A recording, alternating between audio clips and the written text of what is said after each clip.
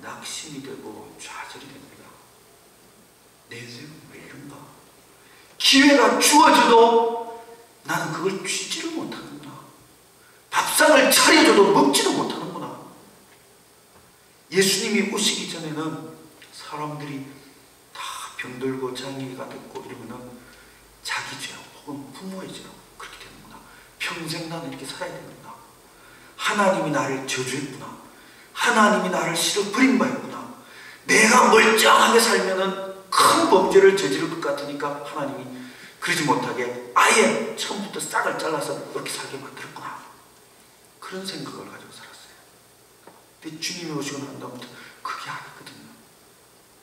하나님의 영광을 나타내고자 합니다. 그리고 나타내서 나는 왜 나한테는 이런 일이 안 일어나냐는 거예요.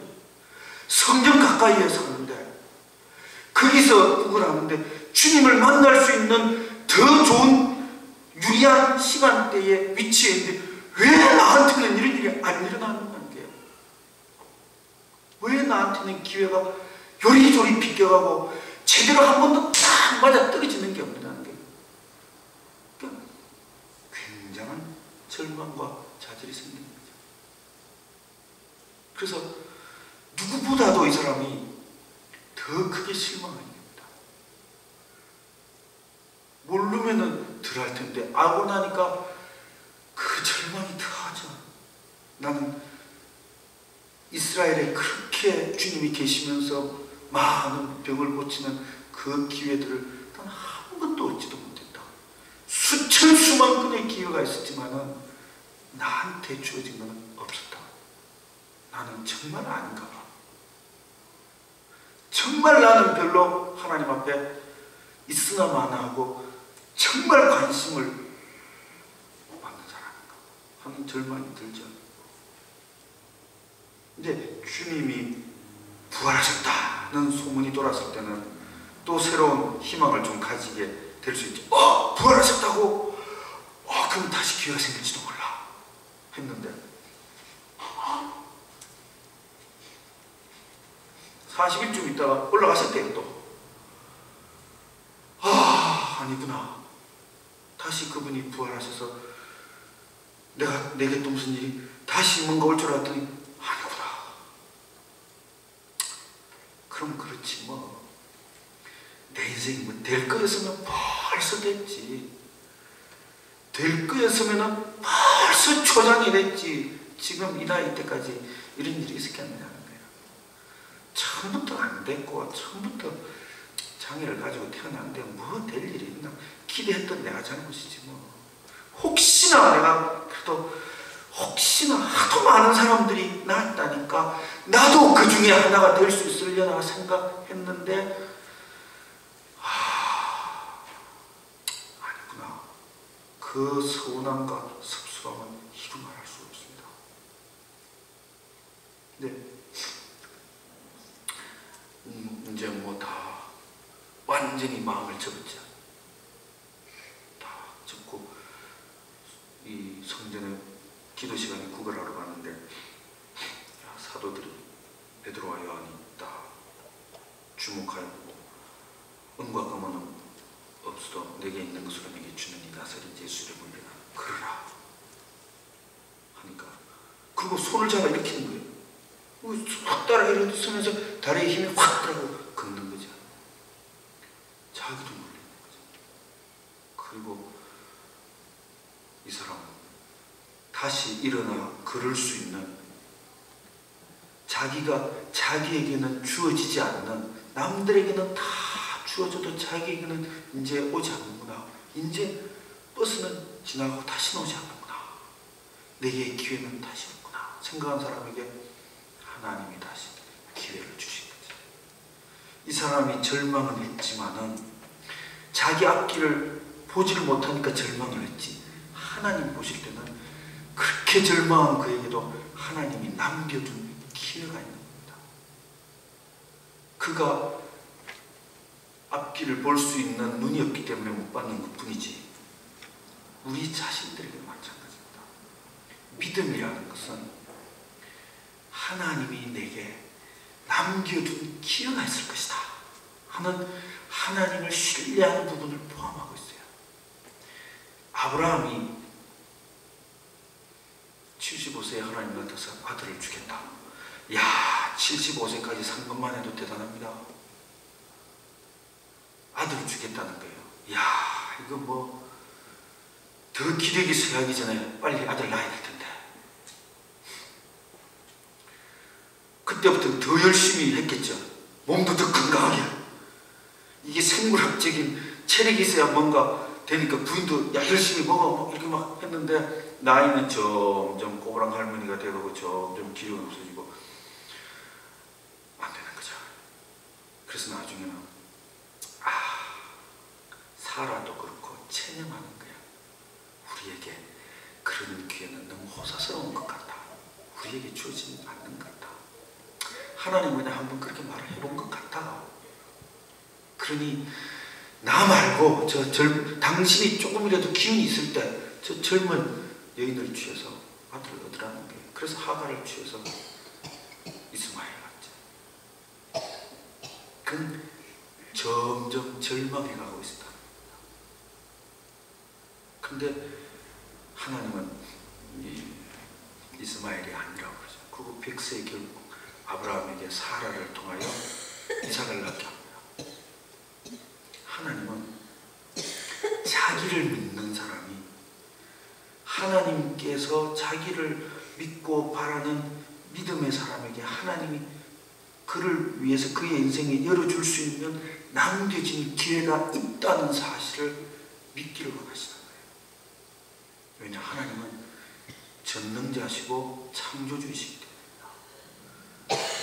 돌들을 가지고 아브라함의 자손을 만들 수가 있고 없는 것을 있는 듯이 부르신다고 했거든요. 빛이 있으라면 빛이 쫙 생겼습니다. 천하 만물을 창조하시니까 한 사람의 인생에 필요한 기회를 네게 기회가 있으라. 그럼 왜 못하시겠어요? 이 안전뱅이 이 사람은 나이도 많고 해줄 거면 좀 진작에 낫게 해주지. 뭐 그럴 수도 있어요. 내가 이 나이에 이제 뭘 하겠는가 할 수도 있겠지만 이 사람이 변화가 되면서 이 예루살렘이 확 뒤집어진 거예요. 그리고 그 성전에 다니던 사람들은 웬만한 사람들은 다 알거든요. 웬만한 열심히 있는 사람은 다 압니다. 이 사람. 이 거지를. 근데 이 거지가 나은 거예요. 그래서 베드로가 설교할 때 5,000명이 구원받는 역사가 나타나는 거예요. 왜? 이 거지 안전뱅이가 나았다는 그 소문이 쫙 예루살렘에 다 퍼졌거든요. 그러니 이 사람은 자기한테 늦게 찾아온 기회로서 자기만 나은 것이 아니라 자기가 병난 것으로 인하여 수천 명의 사람이 용기를 얻고 예수를 영접하는데 하나의 모델이 되고 표본이 된 겁니다. 사도들이 하는 그 복음 전하는 자에게 병 고침 그 역사가 나타나는 굉장한 모델이 된 거죠. 마치 패션 디자인을 옷을 디자인했지만 입고 나가는 모델이 입고 쫙 가야 그 옷의 진가가 드러나는 것처럼 사도들의 복음 전하는 그 놀라운 역사의 증인이 된 겁니다. 그리고 심지어는 이 4장에 보면은 예루살렘에 있는 모든 대제사장과 서기관과 이 장로들이 다 모입니다. 큰 공회를 모아서 베드로와 요한을 불러서 다음부터 이런 짓 하지 마라 하려고 할 때 이 사람도 같이 불러요. 사도들이 불려나갈 때 같이 불려나가서 사도들이 막 정언하고 할 때 그 옆에서 같이 말은 안 하지만은 하나님의 역사, 예수 이름의 역사가 자기 몸에 나타난 증인으로서 같이 이 자리에 사도와 같이 서게 되는 겁니다. 상당히 주의 일에 이렇게 큰 역할을 하는 거죠. 자기 자신이 남들보다 더 절망하게 되고 하나님이 나를 정말 외면하시구나. 더 더 깊은 절망과 좌절 속에 있었지만은 하나님은 결국 이를 통하여 하나님이 하시고자 하는 영광을 나타낼 수 있는 기회를 남겨줍니다. 이게 기독교 복음의 큰 핵심입니다. 이때에도 그렇고 로마 시대에도 복음이 퍼져나가면서 많은 이 거지나 뭐 이런 사람들뿐만 아니라 정말 노예로 잡혀온 사람들 가운데 많은 사람들이 예수를 믿게 됩니다. 노예의 삶은 정말 비참해요. 그는 인간이 아니라 짐승 취급을 받습니다. 심한 사람들은 여기 목줄을 메고 이렇게 끌고 다녔어요. 그럼 이렇게 개가 끌려가서 네 발로 이렇게 다닙니다. 그리고 도망 못 가게 요 이마에 주인의 이름을 딱 새겨놓는 거예요. 그리고 손에도 새겨버려요. 그는 평생 죽을 때까지 노예로 물건처럼 거래되는 사람입니다. 주인이 굶기면 굶어야 돼요. 자기의 인간으로서의 권리는 하나도 없습니다. 좋은 주인을 만나면 좀 대우를 받지만은 그렇지 않은 주인을 만나면 전혀 대우를 받지 못합니다. 평생 노예로 살아야 되고, 젊어서 잡혀와서 뭐 시집장 가고 싶도 주인이 남자 젊은 노예면 젊은 여자 노예를 사서 같이 살게 해가지고 아이를 낳아서 그 노예가 계속 많아지는 거예요. 자기 재산을 불리는 거죠. 강아지를 새끼를 낳아서 팔고 뭐 이런 거 팔고 그런 거지 전혀 사람으로서 대우 못 받습니다. 그런데 그 노예들이 예수를 믿은 사람들이 많거든요. 자기가 예수 믿었다고 해서 노예의 삶에서 벗어나는 게 아닙니다.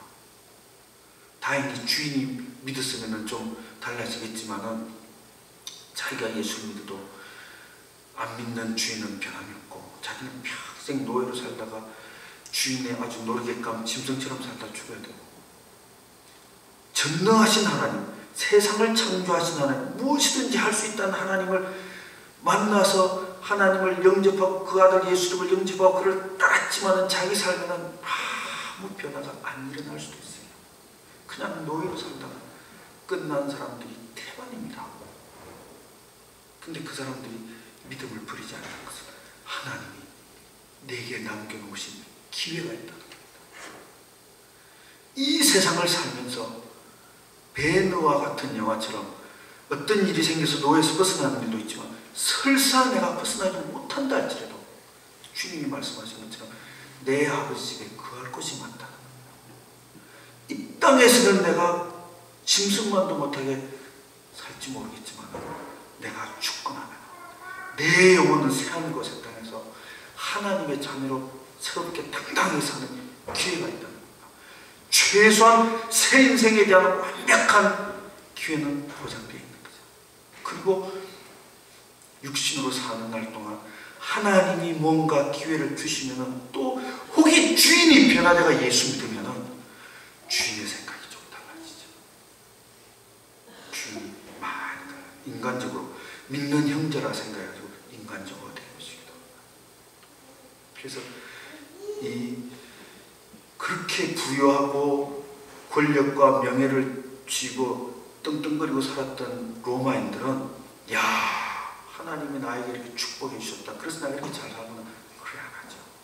우상 숭배에 빠지고 아무것도 가진 것 없고 잡혀서 와서 매맞고 짐승처럼 사는 노예들이 오히려 하나님을 더 잘 믿었습니다. 왜? 하나님은 내게 기회를 만들어 주시는 내 인생이 아무리 무너지고 꾸겨지더라도 하나님은 창조주이시기 때문에 전능자이기 때문에 그가 마음을 먹으면 얼마든지 내 인생에 기회를 만들어 줄 수 있다는 겁니다. 그가 자기 영광을 위하여 나로 자기의 쓰이는 일에 쓰임받을 수도 주역은 아닐지라도 베드로와 요한처럼 이런 주역은 아닐지라도 이 병나은 자처럼 그 모델로 옆에 가는 자도 있죠. 하나님이 내 인생에 자기의 영광을 나타내는 일에 혹이 쓸까 봐 하나님이 내게도 남겨준 기회가 있을 수 있는 겁니다.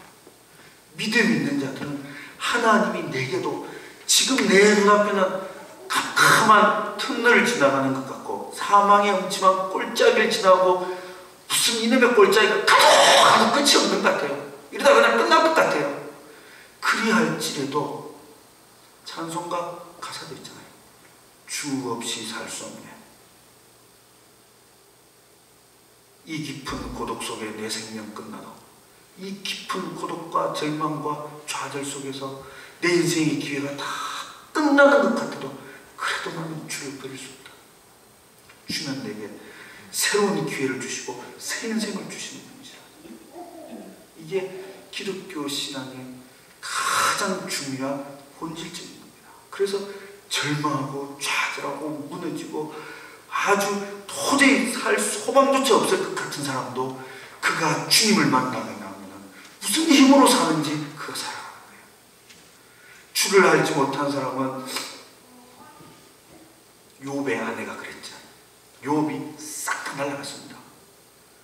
그냥 태풍이 몰아치고 집이 왕창 무너져가 자식들이 다 죽어버리고 도적대가 출몰해가지고 모든 짐승 양떼들은 싹 소떼니 뭐니 다 가져가고 자기 부인하고 자기밖에 안 남았어요. 그러다 몸뚱이도 뭐 욕창이 나고 건지러워서 못 견디는데 막 끓고 망해도 그렇게 망할 수가 있습니다. 부인이 그러죠. 하나님을 욕하고 죽으라는 거예요. 그래서 살아서 뭐 하겠느냐는 거예요. 남들 보기에도 참 창피스럽습니다. 저 사람 하나님 믿는다고 하더니 쫄딱 망했네. 아니 도대체 하나님 뭐 했대? 안 지켜주고.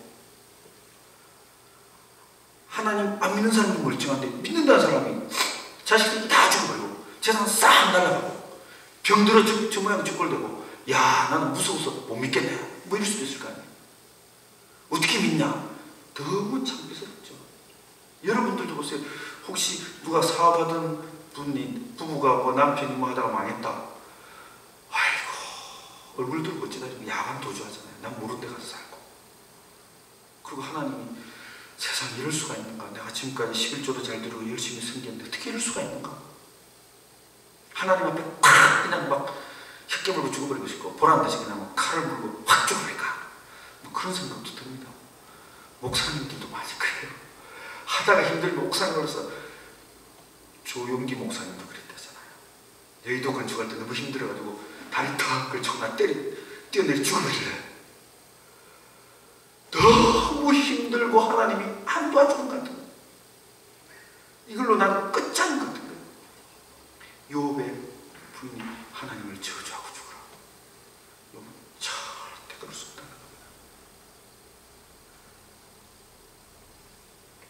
믿음이 없는 사람은 감당할 수 없는 절망에 닥칠 때 죽어버리죠. 그래서 요즘 자살이 유명합니다. 내 인생은 끝났다. 더 이상 기회가 없다. 내 인생은 왜 이러냐? 뭐 되는 게 없냐? 아주 절망합니다. 그러나 하나님을 정확하게 아는 자는 이해가 안 되지만 왜 내게 이런 일이 생겼는지 이해가 안 되지만 그렇게 절망할 수만 없습니다. 하나님은 전능자시고 하나님은 무엇이든지 할 수 있는 분인데 하나님이 혹이 나를 위하여 남겨놓은 기회가 있지 아니할까? 아브라함처럼 모든 육신의 희망이 다 사라지고 누가 봐도 객관적으로 아무리 봐도 기회가 남아있지 않는 거예요. 그래도 신랄 같은 희망을 가진 하나님이시기 때문에 내가 다른 사람이라면 안 믿겠는데 무엇이든지 하실 수 있는 전능하신 하나님이기 때문에 혹시라도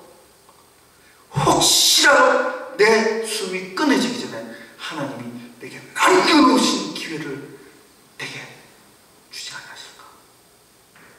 그리스도인은 어떤 고통과 절망 가운데서도 무너지지 않는 것은 전능하신 하나님, 자기 자녀에게 반드시 부모가 좋은 것을 자식에게 주는 것처럼 반드시 기회를 남겨놓으신 분이시기 때문에 내가 눈이 짧아서 안 보일 따름이죠. 내가 생각이 짧고 내가 이 세상에 사는 발을 디디고 사는 이 땅의 것들을 가득 차서 내가 보이지 아니할 따름이지 하나님은 자기 아들을 내어놓고 예수께서 이거 피 흘려 죽었다는 건 어디 사람이 어디 가서 맞아서 피 흘려 죽는 이런 게 아닙니다. 피는 생명이라고 했어요. 예수께서 흘리신 피는 하나님의 생명입니다. 그가 피 흘려 죽으신 것은 하나님의 생명을 쏟아버리신 거예요. 자식이 아파 죽을 것 같으면 내가 죽었으라도 이 아이를 살려주십시오. 나는 죽어도 좋으니까. 어머니가 예를 들어 임신을 했는데 무슨 병이 생겼다. 둘 중에 하나는 안 됩니다. 하나만 살아야 됩니다.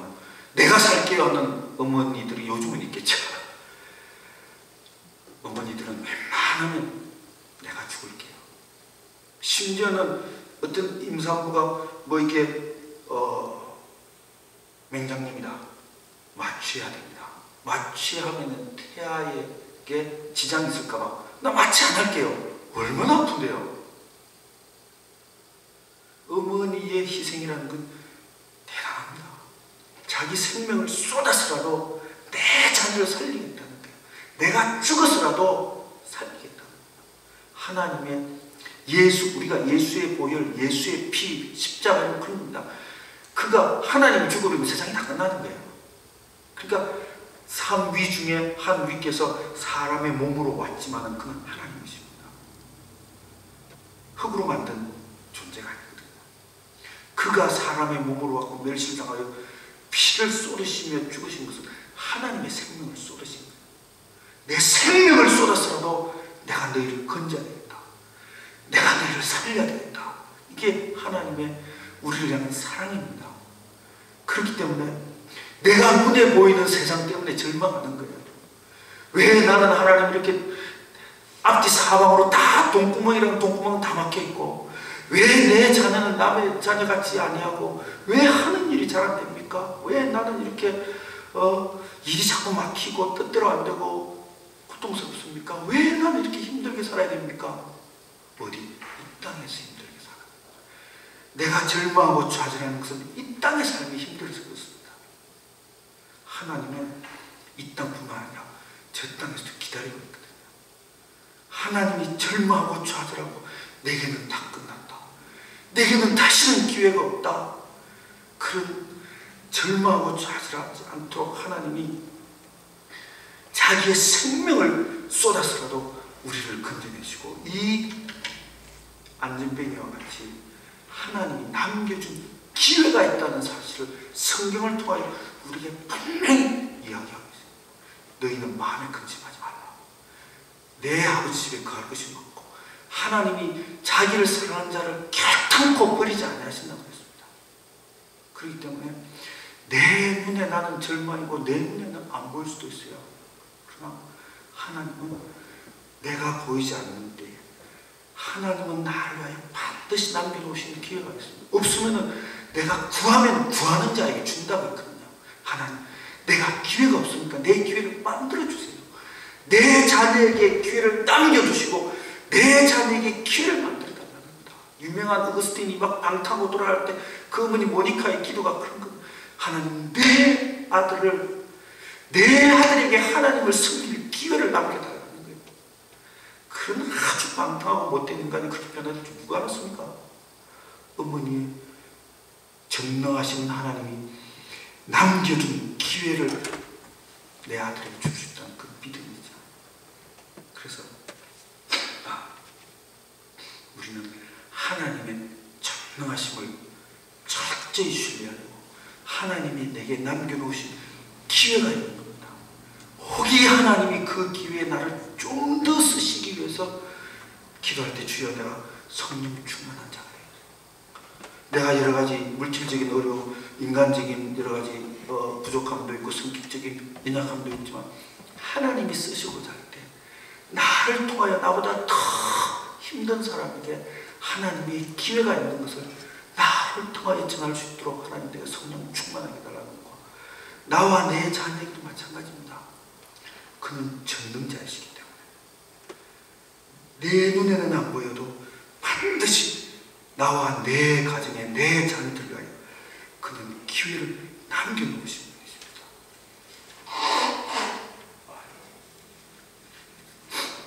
한 우리 1분 정도만 기도하십시다. 우리 자신도 그렇지만은 뭐 우리가 크게 사도가 되고 이런 건 아닙니다. 사도들이 다닐 때도 자기네들만 다니는 게 아니라 이름이 안 나왔지만 여러 조력자들이 같이 있었어요.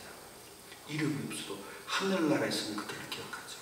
하나님, 내게도 남겨진 기회가 있게 하여 주시고 내 주변의 사람들, 특히 내 자녀에게도 하나님이 정말 기회를 남겨주시옵소서. 같이 한 1분 정도만 같이 기도합시다. 거룩하신 하나님 아버지, 우리가 부족하고 연약한 것이 많고 인간적으로 볼 때 남들보다 여러 가지 조건도 부족하고 자격이 많이 부족하지. 하나님 아버지, 이 성전 미문의 안전뱅이처럼 하나님의 기회가 이제 내게서 다 지나간 것 같고, 내 나이를 볼 때, 내가 지금까지 살아온 길을 볼 때, 내게는 더 이상 기회가 없는 것 같다.